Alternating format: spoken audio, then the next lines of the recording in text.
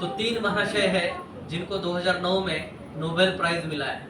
ये Nobel prize मतलब science के 17 में सबसे ऊंचा प्राइज है नोबेल प्राइज। और इन्होंने साइंटिफिक दृष्टिकोण से एक खोज करके निकाली, 2009 में इनको मिला है नोबेल प्राइज फिजियोलॉजी के लिए, मेडिसिन में उन्होंने ये किया।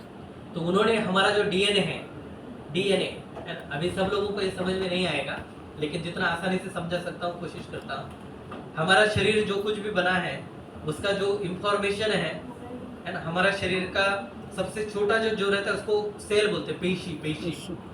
उसके अंदर जो भी सब हमारे लिए जो भी इंफॉर्मेशन चाहिए वो डीएनए के रूप में सेव रहती है, उसको डीएनए बोलते हैं। तो कोड लैंग्वेज उसके अंदर होती है, और उस कोड लैंग्वेज में जो कुछ भी हमारे साथ हो रहा है, मतलब हमारे बाल कैसे होंगे, हमारी आंखें कैसे होंगी, सब कुछ हमारे अंदर का जो कुछ भी क्वालिटी है वो सब कुछ उसके अंदर कोड लैंग्वेज में सेव रहता है।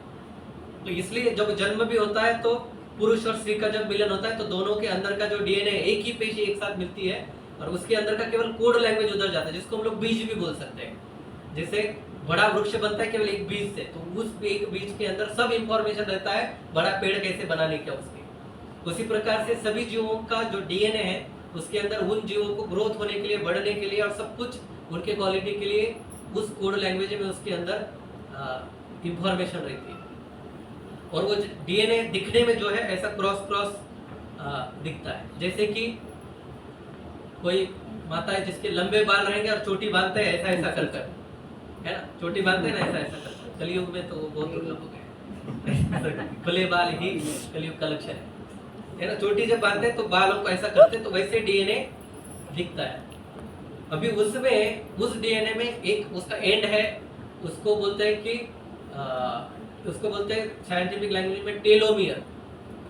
टेल मतलब टेल समझेंगे, टेल का पूंछ का पार्ट। तो उसमें लैंग्वेज तो है लेकिन उसका कोई महत्व नहीं है, उसका कोई इंपॉर्टेंस नहीं था, ऐसा 2009 तक साइंटिस्ट लोगों को भी लगता था।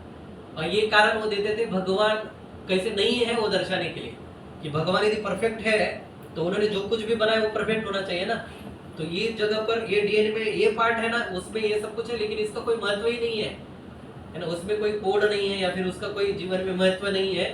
ये 2009 तक साइंटिस्ट लोग भी समझते थे और ये कारण देते थे भगवान कैसे नहीं है या फिर वो असत्य है वो बताने के लिए।